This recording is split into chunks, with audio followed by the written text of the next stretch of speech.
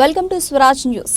తెలంగాణలో రైతులకు సాగునీరు అందక తీవ్ర ఇబ్బందులు ఎదుర్కొంటున్నారని వెంటనే హుజురాబాద్ నియోజకవర్గంలోని 106 గ్రామాలకు మరో తడి కోసం నీళ్లు అందించాలని, నీళ్లు ఇవ్వకపోతే స్వయంగా తానే గేట్లెత్తుతానని హుజురాబాద్ ఎమ్మెల్యే పాడి కౌశిక్ రెడ్డి ప్రభుత్వంపై ఆగ్రహం వ్యక్తం చేశారు. బుధవారం నియోజకవర్గంలోని కమలాపూర్ మండలం మర్రిపల్లిగూడెం గ్రామంలో మొక్కజొన్న ఎండుతున్న తీరును చూసి రైతుల పక్షాన మాట్లాడారు. ప్రభుత్వం చెప్పిన విధంగానే రైతులు పంటలు వేసుకున్నప్పటికీ సకాలంలో నీళ్లు అందకపోవడంతో అనేక ఇబ్బందులు ఎదుర్కొంటున్నారని, వెంటనే సాగునీళ్లు ఇవ్వకపోతే రాబోయే పార్లమెంట్ ఎన్నికల్లో ఓట్ల కోసం వస్తే ప్రజలు కాంగ్రెస్ నాయకుల్ని ఉరికిస్తారని ఘాటు వ్యాఖ్యలు చేశారు. నియోజకవర్గం మొత్తంలో 1 ఎకరం ఎండినా చూస్తూ ఊరుకోనని హెచ్చరించారు. ఈ కార్యక్రమంలో ఎస్సీ కార్పొరేషన్ మాజీ chairman Banda Srinivas, PSCS chairman Sampathrao, ZPTC Kalyani Lakshmanarao, MPTC forum మండల అధ్యక్షులు Errabelli Sampathrao, PSCS director Indrasenareddy, senior నాయకులు తక్కలపల్లి సత్యనారాయణరావు, మాజీ జెడ్పీటీసీ నవీన్, లీడర్లు ఇనుకాల విజయ్ కుమార్, మాజీ ప్రజాప్రతినిధులు, రైతులు పాల్గొన్నారు.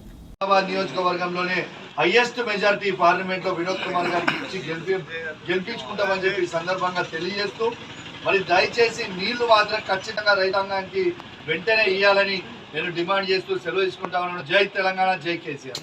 అందరికీ కూడా నా నమస్కారాలు తెలియజేస్తా ఉన్నాను. ఇవాళ గౌరవనీయులు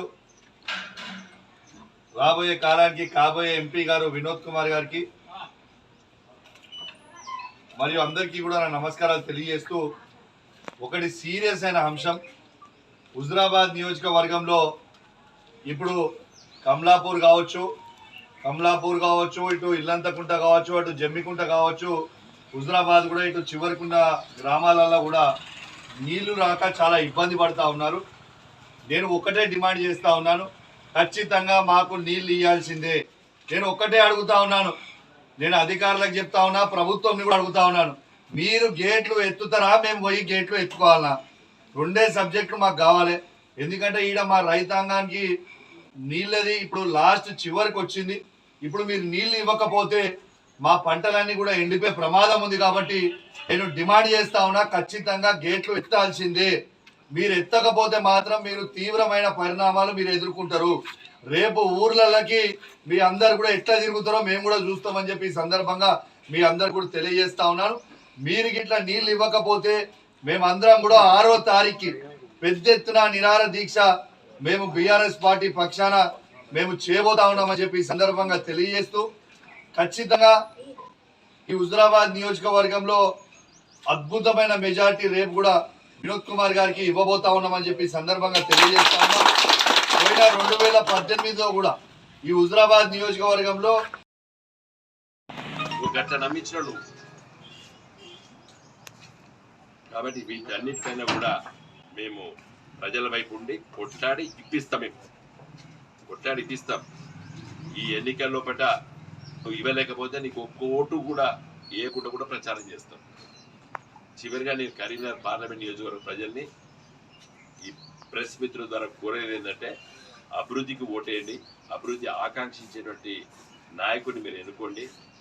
నేను 10 సంవత్సరాలు పార్లమెంట్లో పట్ల తెలంగాణ రాష్ట్రం ఏర్పాటు కోసం కొట్లాడినా, తెలంగాణ వచ్చిన తర్వాత అభివృద్ధి కోసం కొట్లాడినా, మళ్ళీ వచ్చే 5 సంవత్సరాలు నేను మా కార్యకర్తలు మన నాయకుల మధ్యలో తిరుగుతూ ఈ కరీంనగర్ పార్లమెంట్ నియోజకవర్గ అభివృద్ధితో పాటు యావత్తు తెలంగాణ సమస్యని పార్లమెంట్లో లేవనెత్తి కొట్లాడి పరిష్కరించే విధంగా నేను పనిచేస్తానని తెలియజేస్తూ సెలవు తీసుకుంటున్నాను.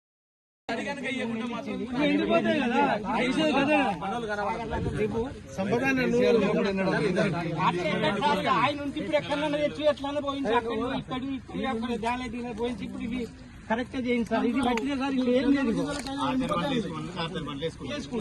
ఇప్పుడు ఇంకొక ధర అయితే 6 పంట పూర్తి అయితే సార్. ఇప్పుడు విలేకరుల మిత్రులందరికీ కూడా నేను నమస్కారాలు తెలియజేస్తా ఉన్నాను.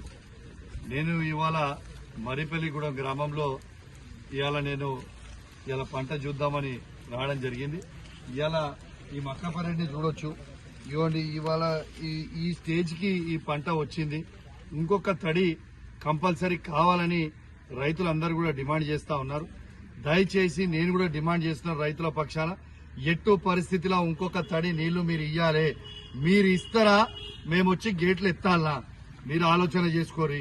ఎందుకంటే రైతులు పాపం మీరు చెప్తేనే ఈ పంట వేసుకున్నారు. 3 నెలలు అంటే మీరు అంటేనే ఈ పంట వేసుకున్నారు. ఈ పంటలు రైతులు మిమ్మల్ని నమ్మిరు కాబట్టి మీరు ఖచ్చితంగా నీళ్ళు ఇవ్వాల్సిన అవసరం ఉండే. నేను ఒక్కటే అడుగుతున్నా, ఈ అధికారులను కావచ్చు, ఈ ప్రభుత్వంని కావచ్చు, ఒక్కటే అడుగుతున్నా. కేసీఆర్ గారు ఉన్న 10 సంవత్సరాలలో ఏ ఒక్క రోజన్నా నీళ్ల కోసం రైతులు రోడ్ ఎక్కిండ్రా? ఇవాళ రోడ్ ఎక్కే పరిస్థితి ఎందుకు తీసుకొస్తున్నారు అని చెప్పి నేను అడుగుతా ఉన్నాను. అరే కట్క కొట్టినట్టే ఉంటుందానే. కేసీఆర్ దిగంగానే నీళ్లు బంధు, కరెంటు బంధు, రైతు బంధు బంధు. అరే ఇదేం పద్ధతి అండి? ఇవాళ రైతు ఏడ్చిన రాజ్యం ఎన్నడూ కూడా బాగుపడదు. ఇది గుర్తుపెట్టుకోండి. మీరు ఏంటిదో అనుకుంటున్నారు బిడ్డ. రేపు ఇవాళ మీరు నీళ్లు ఇయ్యకపోవాలి. రేపు పార్లమెంట్ ఎన్నికలలో మీరు ఓట్లు వస్తే బిడ్డ ఉరికిస్తాం ఒక్కొక్కరిని, గుర్తుపెట్టుకోరి. మాకు రాజకీయాలు అవసరం లేదు, కానీ రైతులను మాత్రం మీరు కాపాడాల్సిన బాధ్యత మీ మీద ఉండదు అని చెప్పి సందర్భంగా ఈ ప్రభుత్వానికి హెచ్చరిస్తా ఉన్నాం, డిమాండ్ చేస్తా ఉన్నాం.